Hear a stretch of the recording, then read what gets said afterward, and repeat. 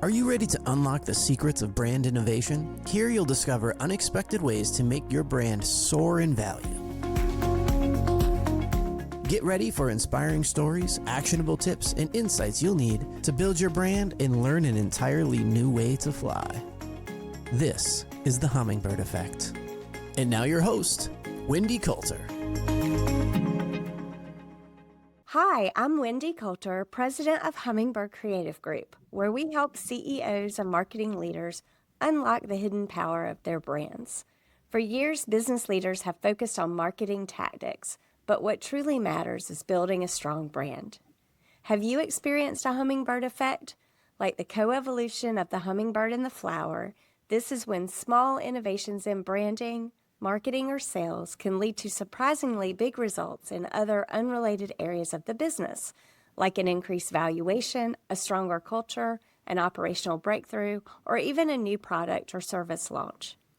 I have Hummingbird's marketing strategist, Hanna Jernigan, with me as usual today. Hey, Hanna. Hi, Wendy. I am super excited about today's guest because I met her through Nabo Circle. She came in and did a recent training with us that was very insightful, and I'm super excited to have her on with us today. But I know you always do a little bit of research ahead of time. So tell us some fun facts and tell us about Katie. Yeah, and I'm excited to speak with Katie after Wendy came back from meeting you and everything that she learned. So I know that today is going to be a wonderful conversation. But we have Katie Nelson. She's a CEO at Sales Uprising. She is the current president of Nabo DC, or the DC chapter of Nabo. She has been doing business development for 20 years and has founded multiple companies. And if you can't tell, she's also a purple enthusiast like Wendy. Her hair, you can't see it as much, but there is some pictures of just bright purple. And so very exciting. And so she's going to dive deeper into the world of branding and how seemingly small innovations in branding, marketing, or sales can lead to big wins in other areas of business. So welcome, Katie. We're so excited. Well, thank you so much, Hanna. Wendy, I so appreciate the opportunity to be on your show. I'm really looking forward to the conversation. Oh, awesome. We are too, Katie. Welcome to the show, and go ahead and tell our listeners a little bit more about you and your work at Sales Uprising. Sales Uprising is the third business that I've owned, and it's the first one that I've owned wholly, like I own it wholly. So instead of having a co-founder or a business partner, and we just turned 9 a couple of months ago. I'm very excited about that. Anytime you hit a 5-year mark and beyond as a smaller business, you get super excited. And I'm a business coach. I'm a business coach that has an absolute driving need to support solopreneurs and micro businesses so that they can be successful. I want Main Street America to stay as strong as it can in terms of cash flow and revenue and all of those good things, probably because my parents that I grew up with had their own businesses, so it harkens back to that. And everything that I've done in my life, career-wise, goes to that end. That's awesome. That's awesome. So we both come from family businesses, Katie. What was your family's business? So my mom and her siblings owned a fencing company. So not like guardrail and highway signs, not on guard. Right? It's always interesting to say that. So they were like a competitor of Long Fence, or if you guys have that, wherever you are in the world, listeners. So yeah, that's what they did. So a lot of metal and rebar in my formative years. Oh my goodness. And you also, you mentioned that you're a business consultant, but talk to us a little bit about just your experience in sales, because that's what I think really makes you shine. In your presentations and other things is that background that you have in business development. Thank you very much. I appreciate that. I started selling when I was 15 and a half. It was the legal age you could get a job in Tempe, Arizona, where I grew up. And I went to go work for a call center halfway between my house and my high school. I had to promise my parents I would continue to get good grades and do all my extracurriculars. But I really was a very independent person, and I wanted to just go make my own way, whatever that means when you're in your teens. It probably looked like I didn't want to ask for movie money, is what it was. So that was my first experience at sales. And that particular experience lasted until not at that company necessarily, but lasted me until my early 20s through college because I got really good at it. And then, you call sales business development. Did you know that? I know I used both words. Yeah. So business development traditionally, for anybody listening, the biggest difference between business development and sales that I've ever been able to see over the course of my sales career is that business development is just a bigger organization or a more complex sell, right? It just requires more relationship development than a traditional sale. And I've sold both products and services. When I first moved to Northern Virginia, I was a boots on the ground salesperson for an office supply company. Wow. So you're like hustling catalogs that are Yeah. 7,000 pages. You're directly in competition with it's the easy button that we all know that like is out there from a marketing perspective. A brilliant, by the way, brilliant marketing. And so even though product is much more transactional, even in those relationships, they were relationships. And so that's, I think, probably what you're talking about is that I look at everything through a relationship lens in business. Yes, absolutely.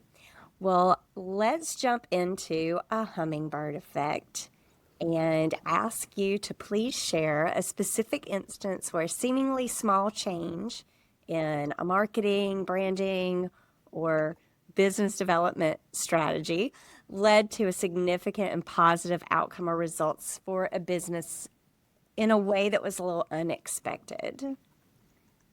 This is a really interesting one. And I remember in getting the brief, I was like, oh my gosh, this is so complicated. Like, how do I track little things all the way back, right? It's so much easier to think about the big happenings. Right. So it's a little convoluted, Wendy. So if I lose the thread, please feel free to pull me back. You ready? You're good. So over the course of the 9 years in business, I've actually had the opportunity to have staff work with me and things like that. So we have even had another coach. She has gone on to do different things now. She's moved out of the state and all of this stuff. And so when I had to announce to the world on my website that there was this change in my staff, which was just a little thing. It was just a little thing when I added her. It was just a little thing to take her off. What I found, it was just really interesting because there'd been like a 2-year break where it was just me, and then there was me with staff, and then there was just me again. But over the course of that 2 years, whatever we chose to put forward afterwards was so much richer in terms of authenticity, who you are in the business, the clients that you've served, the experiences that you've held. And so when I look back at why the company is still successful, even after like a loss, right? It was a loss. I think it's because of that. And I think that actually is true for all of us, right? Absolutely. But we would never think of it that way. We would never. The richness that you can continue to bring over the course of multiple years and experiences of you as the CEO and how that reflects back into your company, right? I think is what I'm trying to get at. Absolutely. So talk to me about innovations in your space. Like, do you feel like you've been innovative in some way? So this is always so difficult for me because when I think of innovation, I think of like cutting edge technology, right? My brain immediately goes to like mathematical equations that I'm never going to understand, Wendy. And truly, it goes to like things like that. So when I think about innovation in the coaching space or the consulting space, how tech has been able to support us has been around for a while with buy now buttons, or even CRMs that also have the ability to send out proposals so that the process is a little bit more seamless to the customer, things like that. Those have been around. If I think about my business, I'm what one would call a late adopter. So Okay. I am not a cutting edge technology individual. And I blame sales. I'll be honest. The reason why I blame sales is because sales is an institution out of all of your business functions that probably is at its base the least innovative thing. And I know, look, that's like hashtag unpopular opinion. And I'm very, very aware of that, but let me tell you why. And that's because humans are the connecting pieces of a sale. Right. And humans only change so much. We change very slowly, even with technology. So the technology you use to connect with another human being at the end of the day is still connecting with another human being. And how you do that is something as old as time. So walk us through that a little bit. How do you do that, Katie? Well, me personally, with a smile, usually, and a lot of self-deprecating humor. No, so if in a business context, we'll keep it in the business realm. If you have they call them high ticket offers, right? And someone recently said to me, Katie, I've just recently heard of high ticket offers, because high ticket offers is very specifically language that's used in coaching and consulting. In my previous businesses, it would never be discussed that way, even though we're selling $150 million contracts, right? So is $150 million a high ticket offer? Yes, but the government's never going to say it like that. And the contractors that are looking to get those dollars aren't going to discuss it that way. So I understood where the person was coming from. When I say high ticket dollars, we're talking about 5 figures or more. Now, for your business, maybe it's a 4-figure offer, right? If we go with the 4-figure offer as a high ticket offer, the part about the humans, and this is services, not product. Product looks differently, right? So if you're selling a Lamborghini, the relationship that you need to create as a salesperson looks different than if you're selling a high ticket service. So if we're talking about services, the correlation for humans between know, like, and trust and the amount of money that they're willing to cut a check for, there's a direct correlation. And you can go online and you can go on Instagram and you'll see people tell you that know, like, and trust is what's slowing down your marketing efforts, and all you need to do is this. And then they actually do the same exact thing that they're telling you not to do. So quit giving away everything for free, but go ahead and click on my links below for my free stuff so that you can see why I'm right. I mean, it's a fascinating thing if you pay attention to it. But where the know, like, and trust really starts, it can start in one of multiple places. You, as the business development person, are the one who has to take it out of a 2D format. And let's be clear, a video is still a 2D format. A conversation is not 2-dimensional. This is what I'm talking about. Texts, 2D format. So you're the one who has to pull the relationship through the prospect portion of your funnel into a 3-dimensional conversation. And that's really where it all starts. You've had conversations your whole life, Wendy. You know how to do this. And that's what I would tell anybody. Well, I think something that came out when you did the training with us at Nabo Circle was about just making sure, and to me, this is a hummingbird effect, right? To make sure that you are focusing on some sort of sales activity every single day, continuously, in order to see the effects of that. And I'm going to speak a little bit towards like business owners who are doing their own sales. I happen to be one of those, right? Get it, mama. I'm Yeah. getting a shout out to Wendy. CEOs are the number one salesperson in their business. If you run a small business, if you have taken your eye off that ball, it will have a hummingbird effect in the direction you may not want it to go. Yes, we don't want that hummingbird effect. So, talk to me, if you don't mind, maybe you have some client stories that you can share about how you've seen just that little thing of, I need to work on this every day. Because that to me is like this small thing that I've seen great results from. But I'd like to hear maybe some results that you've seen from that that are just super impactful. And I know that sounds like, oh, okay, I'm supposed to focus on sales and then I'm going to get sales. That doesn't seem all that impressive, right? But I think it's it's mindset, right? And making this deliberate decision, and you push that so well to the group. So talk a little bit more about that. Well, thank you. And I appreciate that you can see the hummingbird effect of that, right? So I would call it a compounding effect. Okay. That's how Exactly. a little bit every day creates a bigger thing, creates a bigger universe. So first and foremost, the majority of clients that come to me love their businesses. Some of them are in places where they're absolutely devastated because they don't think it's going to be able to work anymore, right? And some of them come to me and say, it's working great and it's not going to be able to continue working this way if I don't do something differently. As an example, earlier this year, I had a client who has a $750,000 run rate. She's only been in business a little bit, like 3 years, at 3 years, runs an amazing consultancy, and came to me and said, I don't think that this is sustainable at this rate because it's all built on referrals. I don't have the expertise. Like, I don't know what to do as in terms of business development or selling.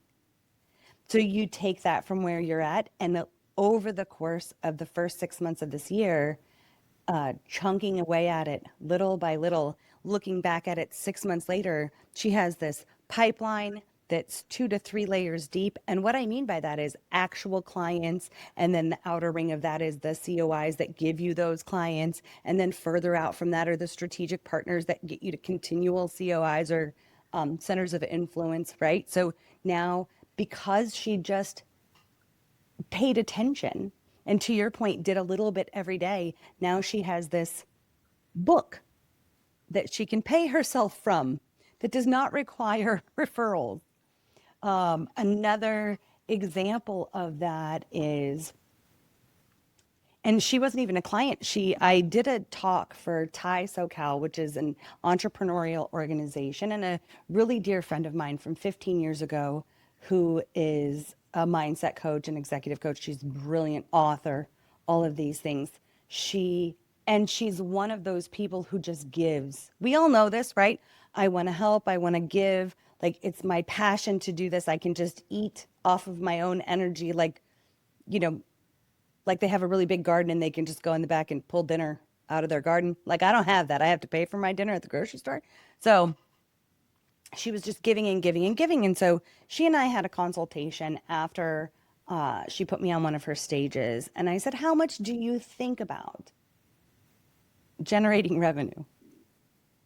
There's so much focus on having the passion for what we deliver and who we serve that I love. And I'm exactly the same way. You'll hear me using the same language. I love my clients. I love the support I can provide them, the things I can teach them, and where they can get to if they do it, right? And she said, yeah, I don't think about it very much. And I said, I'm going to offer you a challenge. I want you to have a little piece of paper, just a little pad of paper. And every day, I want you to consistently write down the activities that you do to just see what you do instead of selling. And she called me, I don't know, 2 weeks ago, and she goes, Katie, I haven't been able to stop thinking about sales since you gave me this. And now I find sales everywhere. You're not going to believe it. And she goes on to tell me that all of these relationships that were kind of, as business owners, dear listeners, you know this, we have so many relationships if we're doing it right. And she just had a different lens in which she looked at those relationships. Some of them are exactly as she had seen them previously. And some of them were just potential clients hanging out, waiting for her to say, hey, you want to do some business together? Those are probably 2 examples of the smallest things you can do. I do want to say something though, Wendy. yes, it is mindset. What you think about, you bring about, right? What you focus on becomes closer. And we can't just manifest anything out of thin air. Mindset and action is the winning combination, Yes. right? If you just think about it, it gets to be analysis paralysis. If you do things, if you're just doing your day by rote and not paying attention, dollars are slipping away from you, relationships are slipping away from you. So it really is the mindset and the action that make up the whole thing that works best for every business.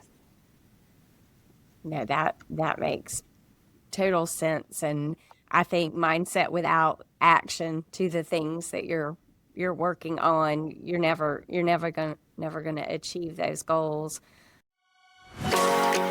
Are you ready to find your own hummingbird effect and enable your brand to take flight? Wendy would love to chat with you. Schedule a 30-minute call with her to discuss how she can help transform your brand. Visit the link in the show notes to book your appointment or send an email to wendy@hummingbird-creative.com. Take your brand to new heights. Schedule your quick 30-minute call today. You have said that only 10% of entrepreneurs in the United States ever hit six figures in revenue. So let's talk about that. Crazy. Yeah. So there's some wide swaths of studies that aren't included. So for example, I'm talking about bootstrapped businesses. Yeah. It is very specific, and we should absolutely give context, right? I can literally hear all my tech startup friends being like, "You're full of it," you know. And so I'm not talking about tech startups or anybody who has to go through rounds of funding. I'm talking about those of us who literally like decide to pick up our pen and go to the streets with our expertise. We go to our, we get our business name, we do all the things, we get our tax ID number, and it's just us. So I'm talking about bootstrap startups. The two bootstrap startups that have the most potential of success are in financial and technical services, right? Our world is run by tech and money. True. Everybody else, yep, 100 grand in sales. Now, and this isn't just the parentheses, right? So if we were focused on the parentheses of the United States or the coasts, the statistics would be much, much different. We're talking about the entirety of the United States, Right. as studied by the Marion Ewing Kauffman Foundation, which is the foundation that studies entrepreneurship. Awesome. Well, thank you for that. So another question, I think you talked a little bit about the CEO that you talked to from stage and how that person had a lot of relationships, but didn't really have focus on what to do with that. And I think oftentimes about this word leverage. Can you talk a little bit about how people need to leverage opportunities to get to the next level when it comes to business development and relationships? Absolutely. What a great pluck for you, right? Like, I see your brain, Wendy. I love your brain. So, and I will say, do you ever notice that when it comes to sales, things like negotiation, leverage, technically we're manipulating a situation. And if you look at those words, they're neither good nor bad. They're very neutral words. But everyone who does not like sales or who has never seen it done immediately thinks that they're negative. When you apply leverage to something, you have the ability to release it, right? So if you think about a crowbar providing leverage for you to lift up a car so that you can change the tire, right? Leverage provides you access in certain spaces. And so you're not going to like the answer, dear listener. But before you can ever get to leverage, you have to know about you and your business first to know how to guide, direct, or even ask the person in front of you that you want leverage from. So if you don't know those things, don't play at it. Just be a student of your own business. Ask a lot of questions. Be as authentically curious as you can possibly be about every blessed thing that has to do with you, how you deliver your clients, all of it. Once you have gotten in your business where you're like, okay, I get this. And generally, you guys, if you're a solopreneur and you do services, this is around the time you make 250K, just in general. Your business is now, you're picking up speed, baby. Now is when leverage really has the ability to come into play. The thing about leverage is you have to know the person. If you don't know the person, you can use flat out curiosity and just ask. So for example, Wendy, I'll take you. Okay. Let's do Wendy it. Wendy has a podcast. You may or may not know her audience, right? As if I just met her we're networking together. We went to a conference, ran into each other.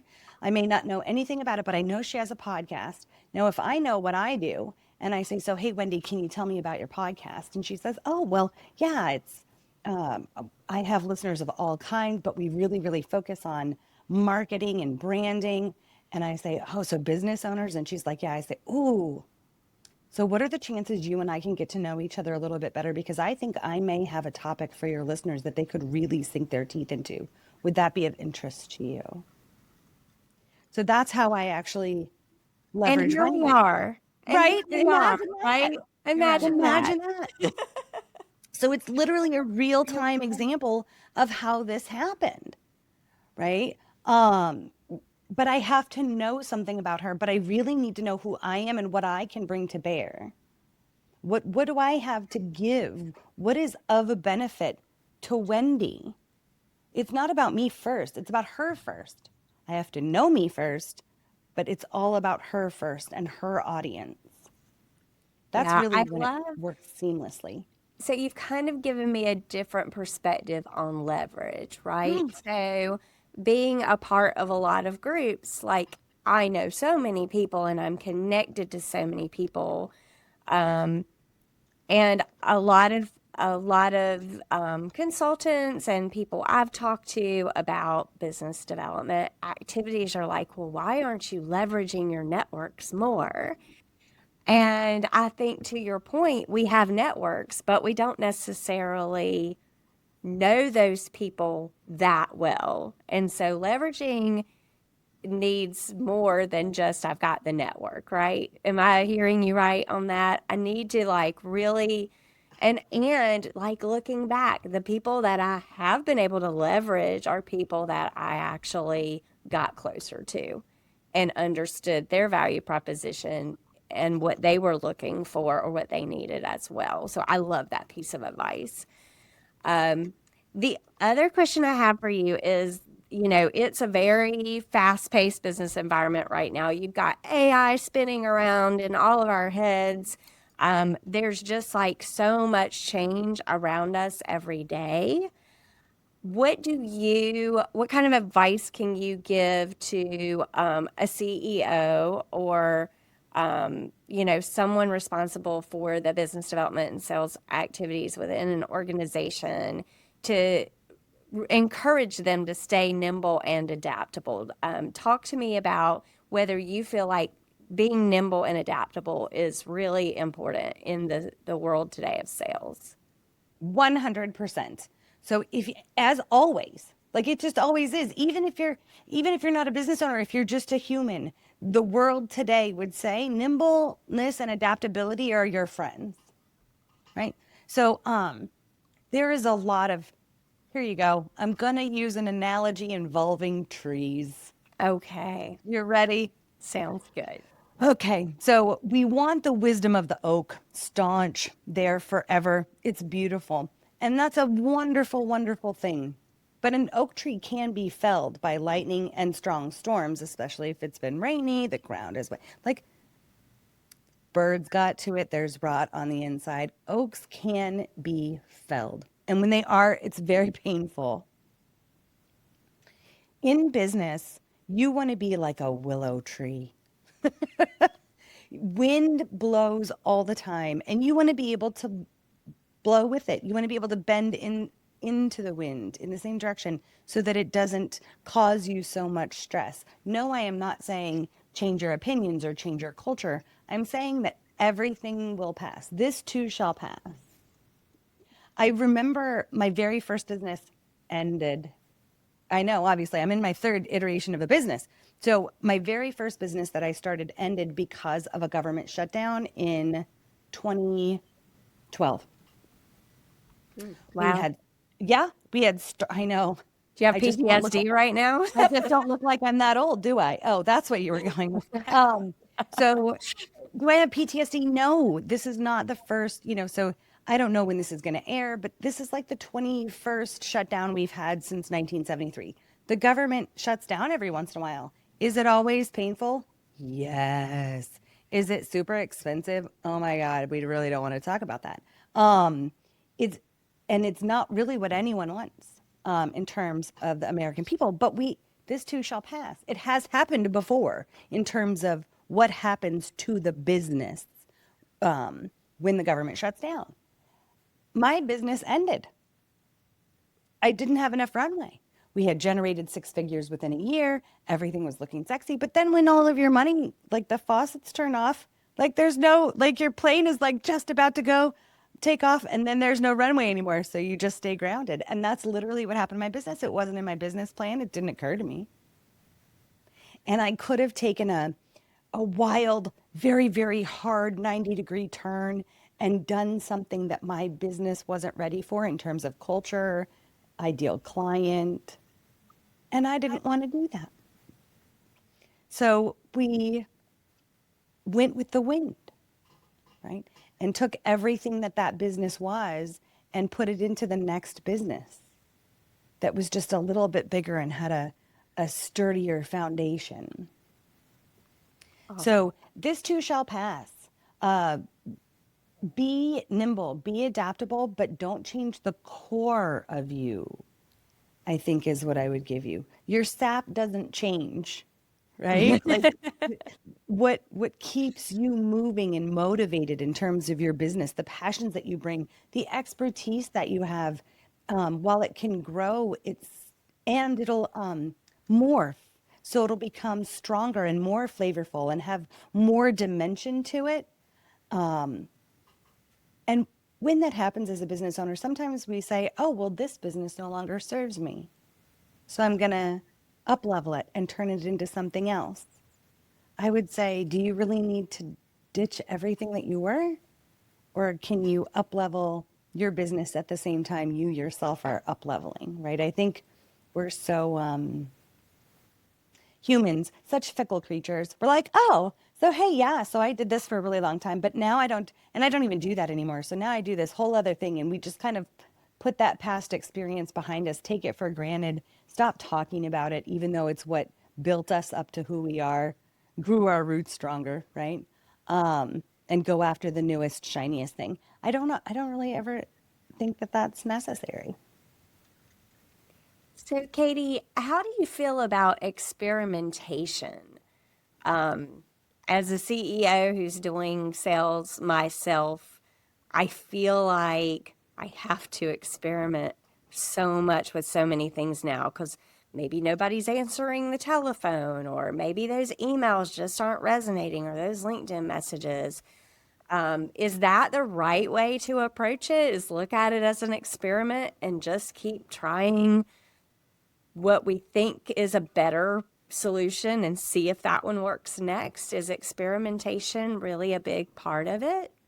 I think that's a great question. And I think of experimentation as like just in its purest form, creativity, right? So as long as you are utilizing your creativity in a way where you are collecting the data so that you actually get the answers you're looking for, I think where CEOs can get off the beaten path or fall off the tracks is when we're just experimenting for experimenting's sake, right? If you can run a true A/B test and test things against it, all the while collecting the data that you need that will show you or illuminate the appropriate path for you, knowing that it can also change in a heartbeat, right? So you just spent all this time, money, effort, into creating the next beautiful marketing path for you.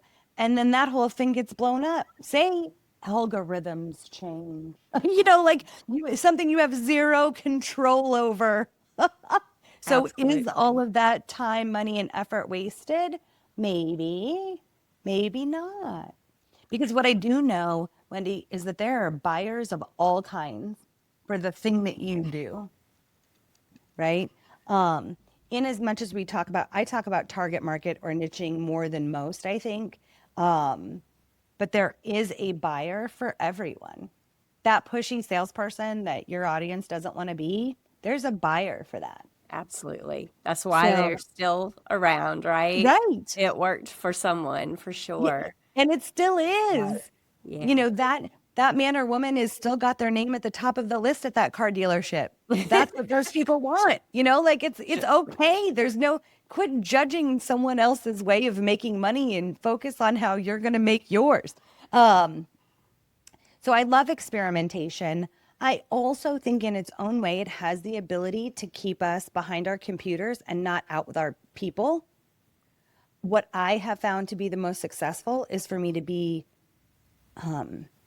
intertwined with my client journey, so much so that I can then go back to my team that sits behind the computers and inform them as to what's going on, right? I need to be out there getting real-time data. What is important to my client right now?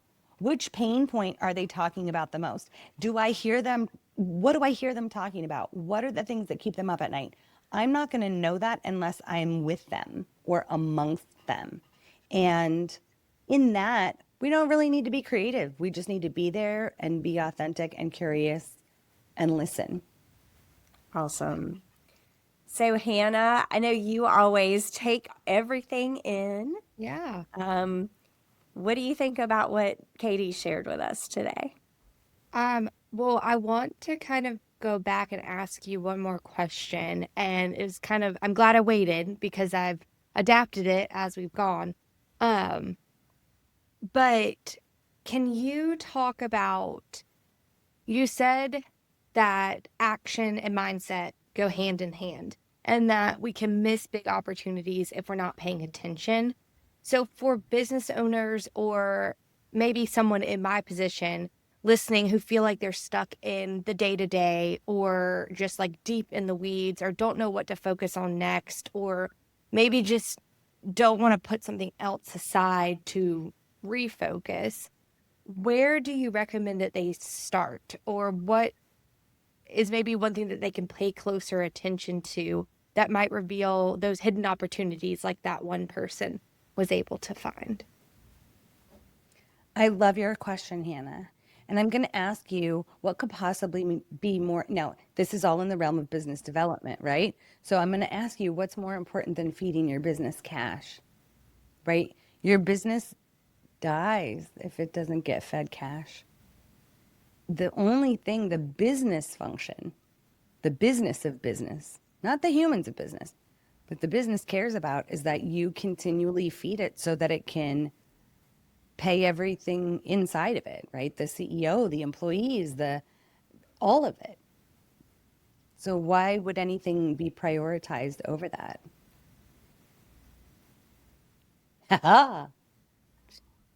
I know. I was trying to make another connection, and Joe, sorry, you'll have to cut this, but I don't know if I can do it quickly enough. Oh, girl, Well, I've okay, got all maybe day. you This is my can. favorite thing. Well- Come on in and give it to me, baby. Maybe you can kind of help this. So something that I really kind of grabbed onto that you were saying earlier is like your roots. And instead of just saying, okay, this isn't working, and let me tell you where my question's stemming from it. Obviously, if you're a business owner, you know that you need to feed your business cash, but what if the passion or just you're burnt out? How do you shift? Like you've talked about your mindsets. How do you refocus and know, okay, this is what you're good at. You don't need to just ditch it, but maybe you need to look at this a different way. Can you kind of elaborate on that a little bit? Yes. Okay. So there are two things that I heard when you were talking. So So if we're talking about the trees and the roots, what makes you a stronger tree is the water that your roots drink up. The water for a business is literally cash flow. So your roots are going to We're grow in that, self-feeding. right? Your roots are going to grow in that direction. They're constantly searching for different paths to water. When we're talking about refocusing, how if burnout, that's one thing. When burnt out, I would say go rest. Like outside of cash flow, the one thing that the business needs even more than cash flow is you as the CEO. So if you are in a place where it's, I'll give you a personal example, Hannah. 7 years ago, my mom had a stroke. I had just started the business. I was a baby business. I was only 2 years old. I was a toddler. Um, and she had a stroke, and my whole trajectory of my life changed, right? I'm now traveling an hour and a half to and from her place to take care of my bonus dad who had dementia, to make sure that she was safe and cared for and taken care of. We sold her house within 6 months. And maybe a year and a half later, I was trying to explain to someone, because it didn't end, it got less intense, but the caretaking didn't end. I tried to explain it to someone that, like, I don't know what happened. It used to be, and maybe I was just getting older, it used to be that I could sleep on the weekends and rest and relax and read a book, and I would be rip roaring and ready to go for the business on Monday. And it just hadn't felt like it had been that forever. And how she described it to me was perfect. She's like, oh, it's like you have an old battery. So like your battery drains so much faster, and you plug it in and it takes longer to recharge. And then as soon as you unplug it, it drains so much faster. And I've never been able to get that visual out of my head. So when you're in that place, understand you have the ability to harm your business more than help it. So get thee to thy spa, get thee to thy woods, get thee to thy beach, like whatever makes you be able to breathe again. Set aside all of the mind gremlins that we have as business owners, as employees. We want to do our best. There's such striving. We just want it so badly. So take a deep breath and go get some rest, because that will help you refocus. In times of overwhelm or burnout, there's no such thing as focus. We think there is, like we think multitasking is awesome, but neither one of these things are true, right? And and I take away from that, as someone that's not a business owner like you both, is what can I do to support Wendy? I'm not brown nosing, but like, needs to go to the spa. Maybe she'll take me with her if I point it out, But that's something. So if anyone's listening that maybe is kind of on their way or in the position to support someone, understanding that that's their focus. And that can sometimes get lost in the weeds for anyone that's not the owner. So that's a really nice insight to have. So thank you. Well, you're welcome. And it's just important. Hannah, don't forget, those of us that are business owners and have amazing teams like you, we're only as good as our team. If we're helping to have our team burn out, or if they're so stressed that they can't do their best for the client, it doesn't work either. That's where there's a disconnect, and dollars fall into the void, right? We're not feeding. Right. We're not watering the tree. Right. It's all poof. It's all evaporated. And so no strength is growing from that. So it's literally, we're the main character of our own story. So business owner or not business owner, it doesn't work without you. Fun. Absolutely. I love it. Well, Thank you so much, Katie. Hannah, do you have anything else to add? yeah, I just kind of wanted to pull it all together from everything that I've heard. So your hummingbird effect wasn't, as we've normally heard, about a flashy pivot or a rebrand or anything large in the sense of like big and noticeable. It was really about returning to what worked and staying rooted in your values and making small, consistent choices that ultimately led to a big impact. I think when you step back into running your own business, doing this by yourself, even when you built a team, it created more clarity and alignment and more connection with your audience because it was your passion. And then that ripple effect just kind of kept going. But you also reminded me to remember that experimentation doesn't have to mean chaos.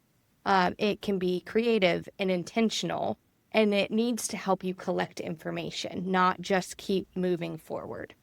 And then what I really loved about your approach and all of your answers were how clear and simple your advice was. You didn't overcomplicate any of your answers. If your business needs money, make money. If you're burnt out, go rest. If something isn't working, pay attention to it and shift it.